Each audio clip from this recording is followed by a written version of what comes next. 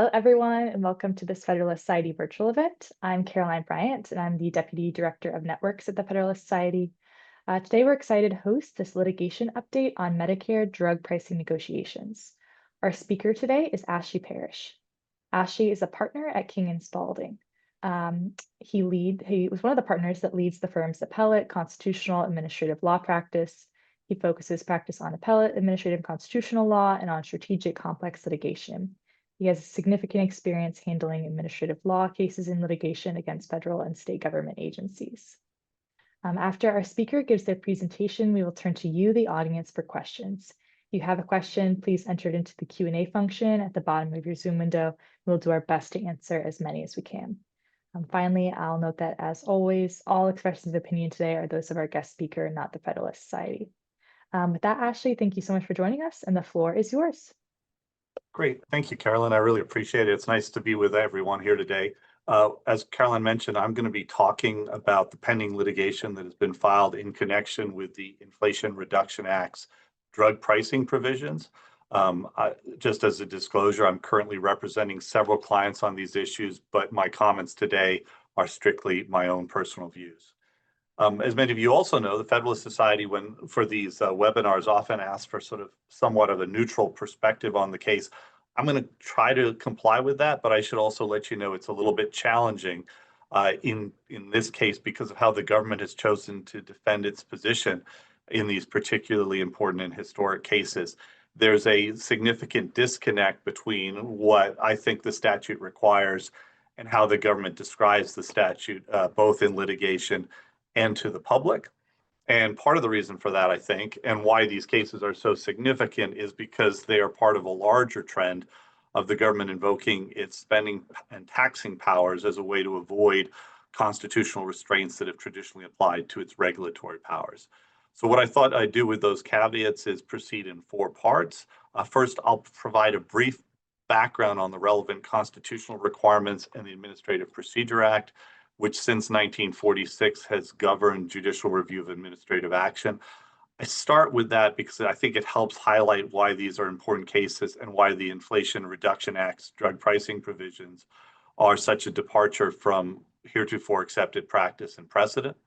Second, I will describe how the statute is supposed to work, focusing on the powers that Congress granted to CMS to regulate the prices on certain drug and biological products. Third, I'll provide an overview of the most significant claims that have been raised in the litigation, both the constitutional and the statutory claims, and the defenses that have been raised by the government.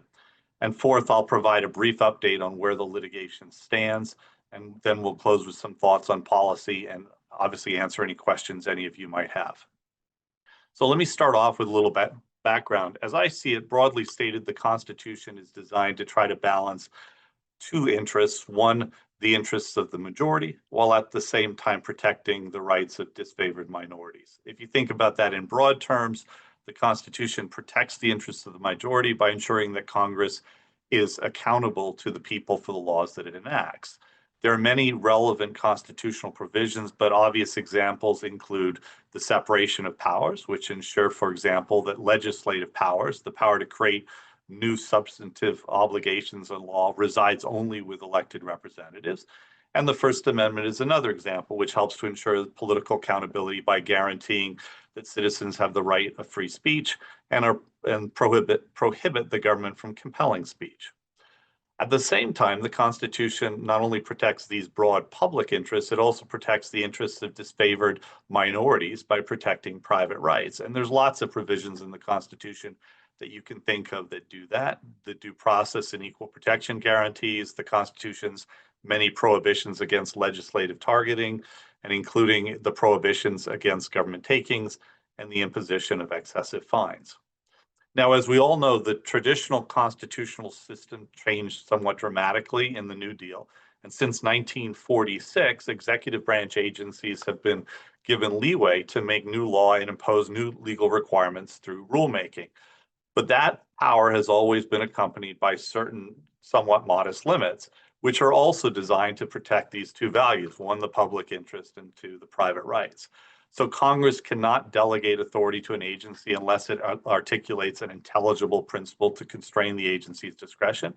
Agencies must proceed through a public notice and comment process when trying to implement new substantive rules that go beyond the statute's plain text. An agency action is subject to judicial review to ensure that the agency is complying with Congress's commands and that the agency is not acting in an arbitrary and unreasonable manner.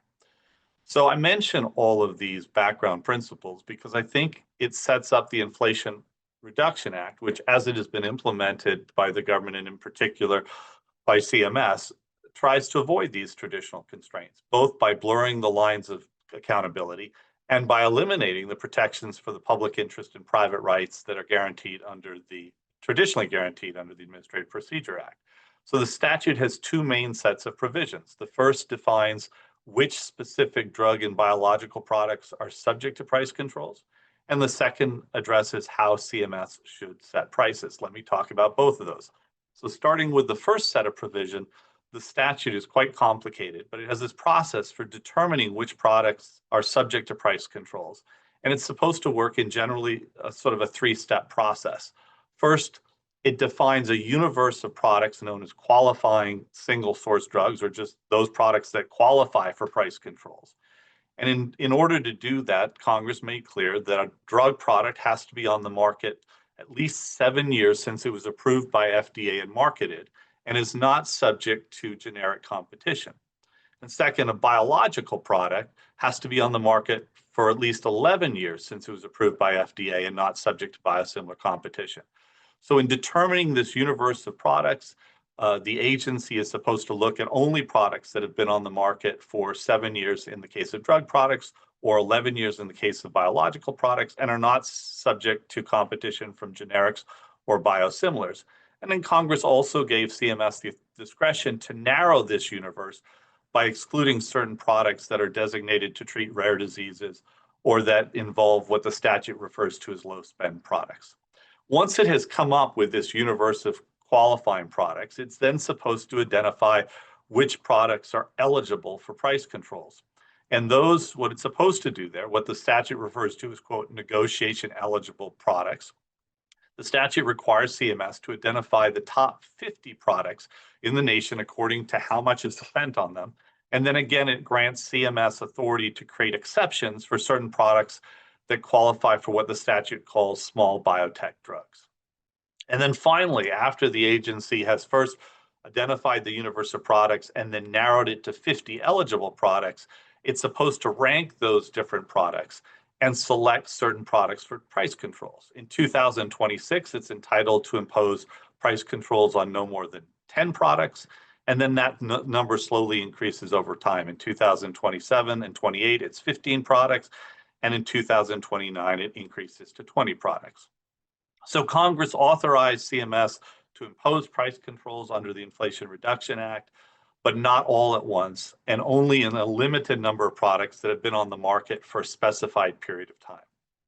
In addition to all this, it's worth noting that Congress also specifically denied CMS any rulemaking authority to add new or other substantive legal requirements. So in other places in the Inflation Reduction Act and in many other statutes, Congress will specifically say that the agency has rulemaking authority and also authority to proceed by guidance, or it won't say anything at all, in which courts often interpret that as an implicit grant of authority. But here, Congress made specifically clear in the statute that for the first 3 years of the program, CMS would have to implement the program implement the statute and its price control program through programmatic guidance and instruction. So that's the first set of provisions that lay out what products are supposed to be subject to price controls. And then the second set of provisions in the statute relate to price. Now, the statute has been advertised and sold as a quote unquote negotiation process.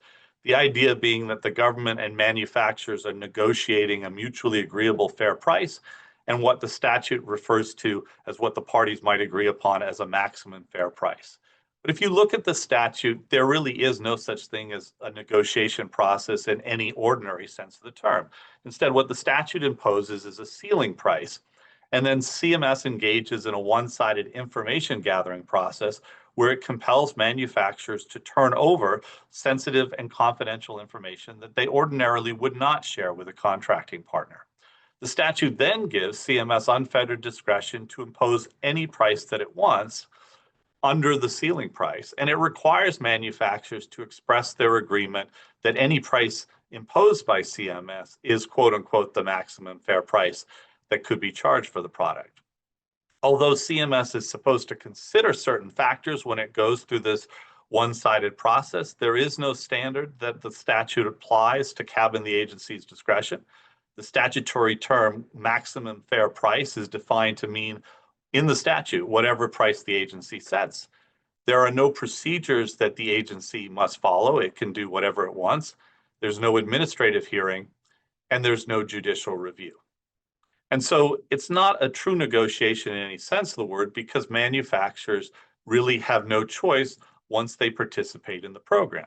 In fact, the statute imposes a penalty on any manufacturer that tries to leave the program, a 1,900% tax penalty that, as a practical matter, results in tens of billions of dollars and no manufacturer could afford to pay. Now, in implementing the statute, the CMS has taken a number of positions that reflect an expansive view of its authority and our attempt to protect the statute from being struck down on constitutional grounds. First, the agency has tried to ameliorate the concerns raised by the fact that the statute imposes an impossible penalty on any manufacturer that tries to leave the negotiation process, and has done that by saying that in its discretion, it will allow manufacturers to exit. But with an important caveat, manufacturers are not able to just leave the program with the single product that's been selected for price controls. Instead, at least under existing CMS rules, although there's some lack of clarity over this, the CMS has taken the position that manufacturers must exit all of their products from Medicare and Medicaid all at the same time. So as you can imagine, given the growth in government programs and the vast majority of patients that obtain their medications through either Medicare or the federal Medicaid programs, the ability to actually withdraw an entire portfolio from the government programs is almost impossible. Second, instead of implementing the program through programmatic guidance and instruction as Congress directed, CMS has decided to implement the statute by imposing new binding requirements.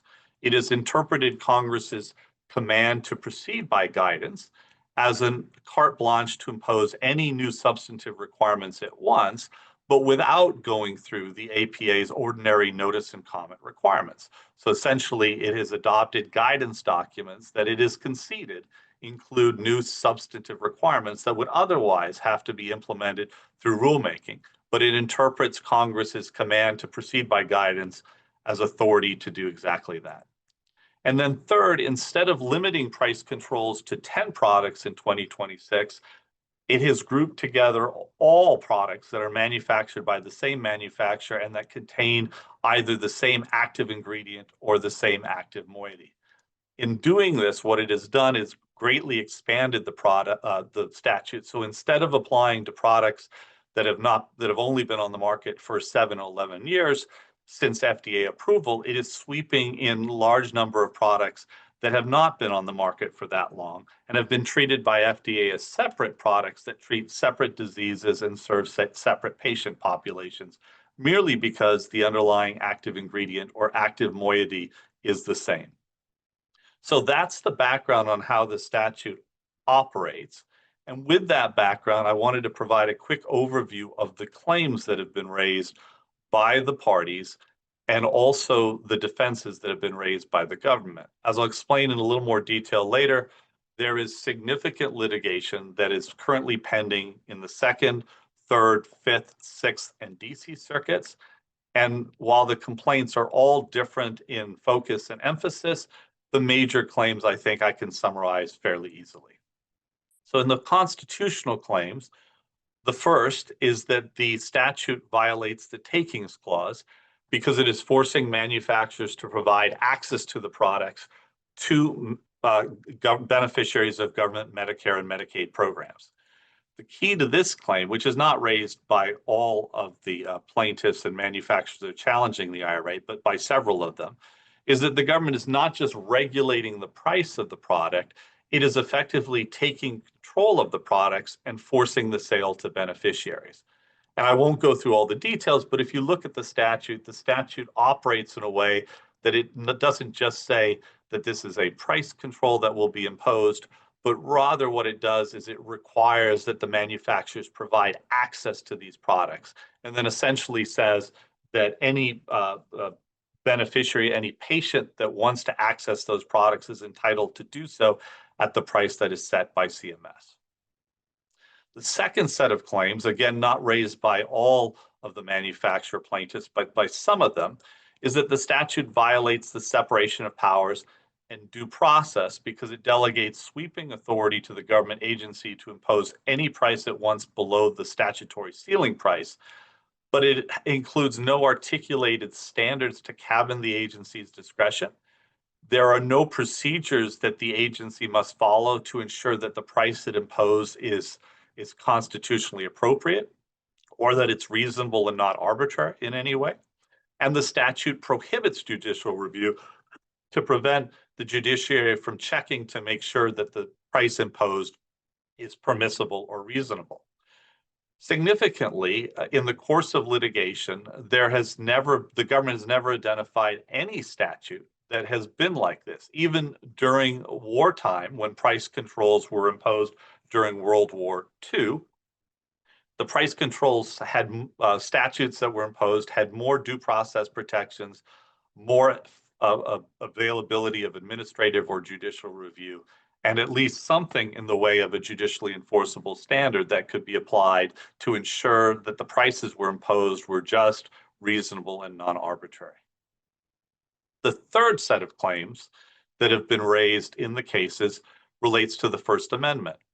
The statute forces manufacturers to participate in this negotiation process and then requires them to sign an agreement saying that they agree that the price imposed by CMS is, quote unquote, the maximum fair price. The manufacturers argue that that is compelled speech.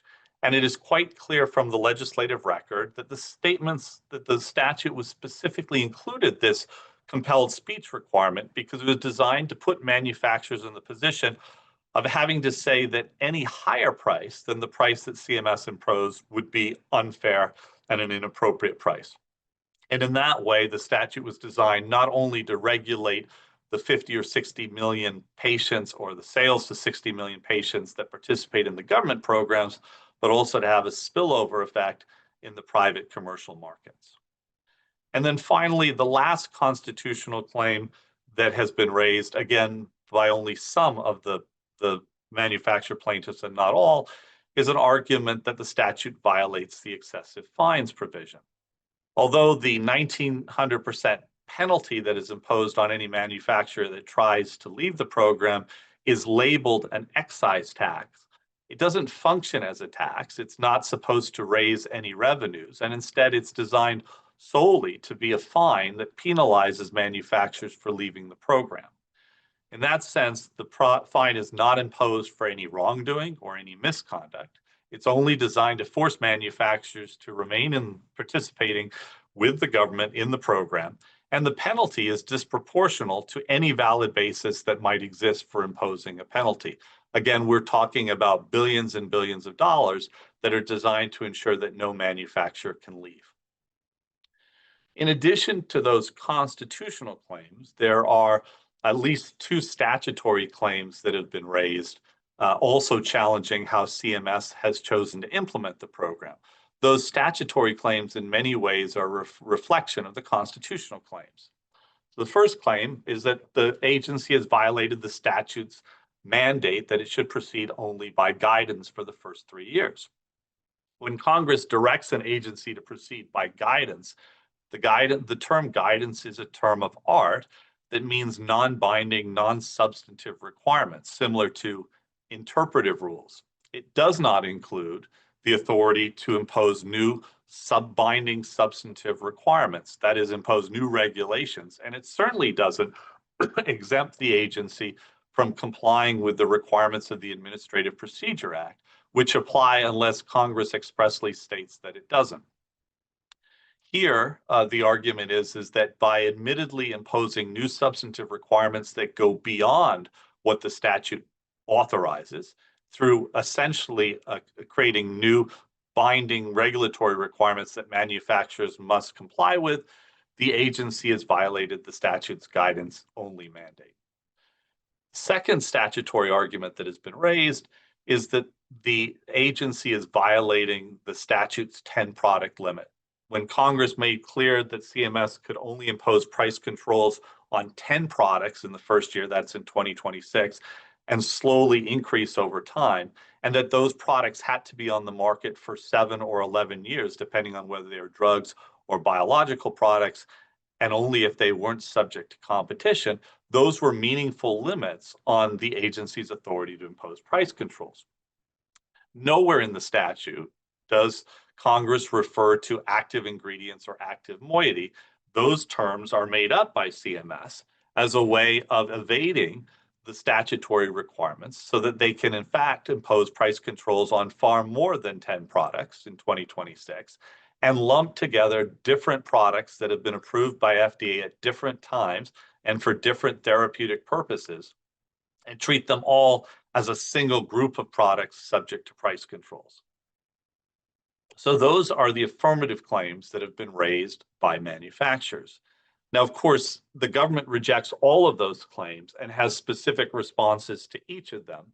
But what I'll do is just focus on what I think are its main defenses and the defenses that have been largely a focus of the courts that have considered these issues so far, particularly the district courts that have issued their decisions.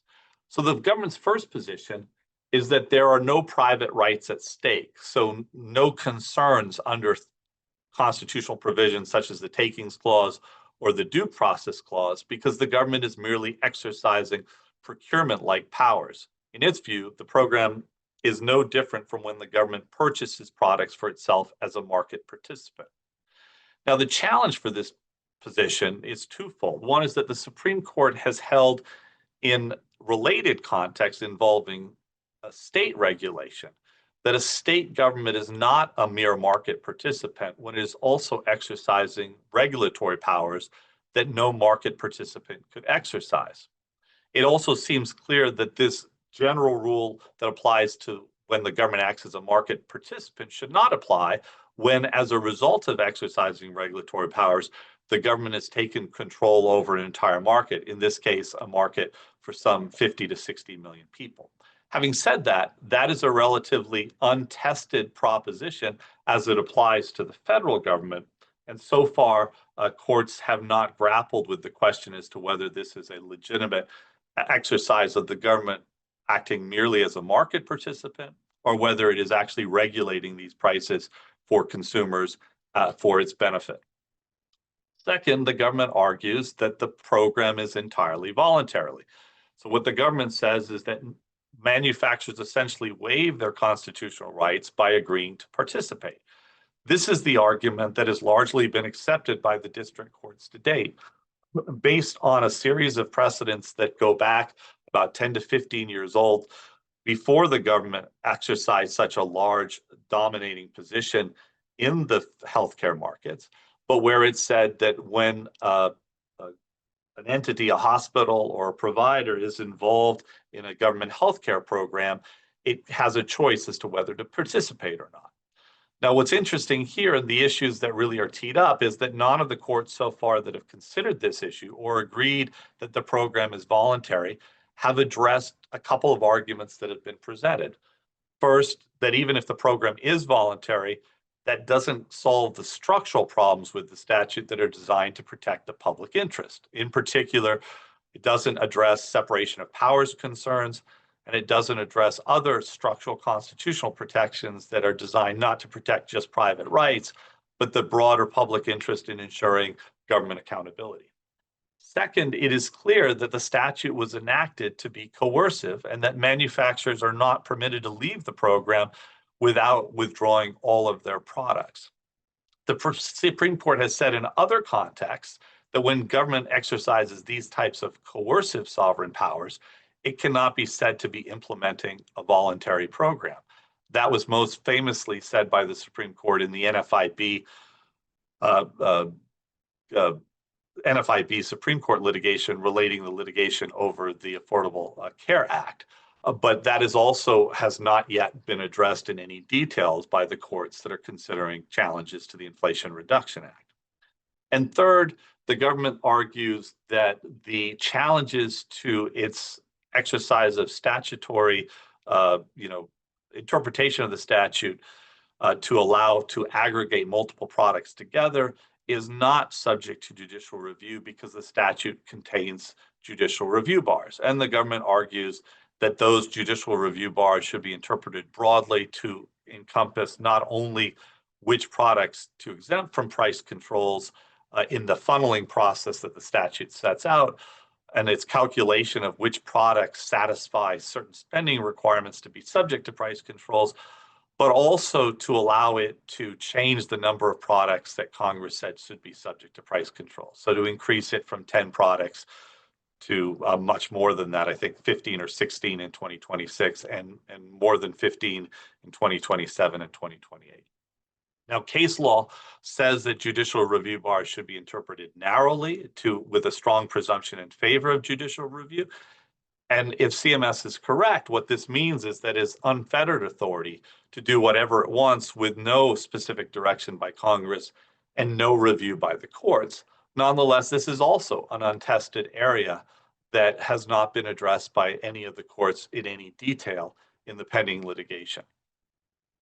So where do things stand right now? Well, there are a number of cases that remain pending. There are 4 cases before the Third Circuit. Those cases have been filed by Novo Nordisk, Novartis, BMS, and Janssen. The Third Circuit has decided 1 case on standing grounds. That was a separate case that was filed by AstraZeneca, but it is yet to decide the remaining 4 cases. 2 of those cases were argued on October 30th of last year, and the 2 remaining cases were argued on April 8th in 2025, and the parties are now waiting for decisions. There's 1 case that's pending before the Second Circuit. That's the case that was brought by Boehringer, and arguments in that case were heard on April 3rd of this year. And again, the parties are waiting for a decision. There is 1 case that is pending before the Sixth Circuit that was brought by Chambers of Commerce in Ohio and the National Chamber of Commerce. That case is focused narrowly only on the question of associational standing. If the chamber prevails in that appeal, it will then likely go back to the district court for a further decision on the merits.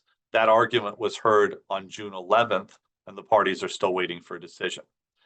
There is 1 case in the Western District of Texas that's been filed by Pharma. That case was initially dismissed by the district court. It went up on appeal to the Fifth Circuit. The court was reversed, and it's now back before the district court where it's waiting for a decision on the merits of the constitutional claims. And there are 2 cases in the District of Columbia, 1 filed by Merck and 1 filed by Teva, that are still waiting for decisions by the district court. And once those decisions are issued, we expect appeals to the DC Circuit. So it seems likely that we should see decisions reasonably soon, perhaps at the end of the summer or certainly towards the end of 2025. And then depending on how the cases are decided, it would not be surprising to see the parties try to take these cases up to the Supreme Court. I would say just a few more words, and then I'll pause and open it up for any questions that anyone might have. I think there are many folks that are hoping that the Supreme Court might weigh in on these cases because how significant they are. Regardless of which side of the case you're on, whether you're in favor of price controls under the Inflation Reduction Act or whether you're opposed to them, it's certainly clear that these cases represent a significant change in administrative power that goes beyond what has been permitted in the past. Most significantly, this is part of a trend with the government exercising powers under its spending powers to essentially argue that when the government sets up a program that it funds and then uses those funds in a way to subsidize operations, that it can then regulate participants in the program in a fairly heavy-handed and aggressive way without being subject to the usual restrictions that you'd expect under either the Constitution or the procedural protections that since 1946 have applied under the Administrative Procedure Act. It's interesting to consider that whatever you think of price controls, the significance of this position could be quite significant for other markets too. It's not difficult to imagine that concerns about, for example, housing prices, food prices, or other commodity prices could be easily addressed by the government setting itself up as a regulatory middleman that requires anybody who's seeking to sell their house or a product or a commodity to go through the government and to sell the price at whatever price the government dictates and provide it to consumers at the government's demand. More broadly, I think, specifically focusing on the Inflation Reduction Act, as the statute has been implemented, the price controls still are not in effect. They won't take effect until 2026. There are growing concerns about the consequences of CMS's actions for innovation, particularly because CMS, instead of limiting itself to 10 specific products as it is lumped products together, there's a sense that the program is moving much more quickly than ever expected, which is having a significant consequence for innovation in new products and basically the ability for competitor products to come online. Obviously, when Congress enacted the statute, it was expecting that the price controls would be helpful for products that had not yet received competition in a way that might spur competition. But at least the initial studies are suggesting that it's having the opposite effect. And in fact, what it's doing is it's having an impact that's restricting generic and biosimilar competition in a way that's not helpful. Obviously, the consequences of that will not be heard for many years, but that takes me back to sort of my more controversial perspective on the Constitution, which is one of the reasons why you enforce these constitutional restrictions is to ensure that there's accountability for the decisions that Congress makes and that there's a clear line of judicial review to make sure that agency is complying with Congress's commands. In this statute, and at least as it's been interpreted and implemented so far, that has not been the case. But as I've mentioned, the district courts so far have not been receptive to the challenges. They have deferred broadly to the government's position, and we will wait to see whether any of the appellate courts are going to enforce the constitutional requirements or whether they will be receptive to the government's broad claims that by setting this up in the way that they have, the program can be labeled a voluntary negotiation, and that is sufficient to eliminate the constitutional and administrative law restrictions that would otherwise apply. So with that, Caroline, if I can pause and leave it to open up for any questions or comments you or others might have. Definitely. Well, thank you, Ashley, for that presentation. That was very thorough and useful. So the first question we have is, someone wants to know, how do you reconcile kind of Federalist principles of freedom of contracts with the government argument that drug makers freely and voluntarily choose to participate in Medicare and Medicaid programs? Isn't the government's position simply a freedom of contract issue? Don't several drug makers not participate in those federal healthcare programs themselves? So any thoughts on that? Yeah, that's a great question. So a few things. First, I would say that if that were true, the statute wouldn't have been set up the way that it was. There would have been no need for a penalty to stop them from leaving at will.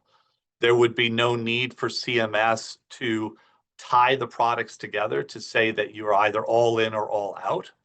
And there would be no need for a First Amendment restriction that says that you must agree that it's the maximum fair price, because if it was truly a freedom of contract principles, you'd be free to say whatever you'd want, and you'd be free to walk away from the practice.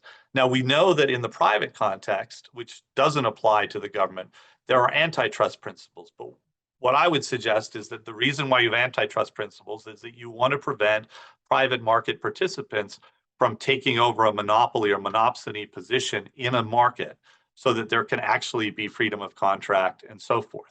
The constitutional restrictions on things like takings and due process are in some ways analogous to how the antitrust principles are supposed to work in the private markets, which is that the government is allowed to, if it's acting as a true market participant, have a take it or leave it process. But if it isn't and it's putting a regulatory thumb on the scale, then it has to at least comply with the constitutional requirements of ensuring due process, no takings, and separation of powers. And so the problem here is that drug makers can't simply exit the programs, and instead they're essentially coerced into doing it. Now, it is true that there are some smaller drug makers that don't participate. The problem here is that the products that are being selected are those of the highest spend, which means that in order for a drug maker to leave the program, they would have to essentially abandon, potentially millions of patients. One way to look at that is it says, well, you're out of luck, you just don't have access to the market. But another way to look at it from an ethical perspective is no one wants to see these patients without access to the drugs that they need. Great. Another question, isn't the drug industry's position here, is it contrary to the Trump administration's goal of equalizing discriminatory price differentials between the prices drug makers impose on U.S. purchasers and the prices they impose on purchasers in foreign developed nation states? Do you see any political fallout from the Trump administration for such challenges?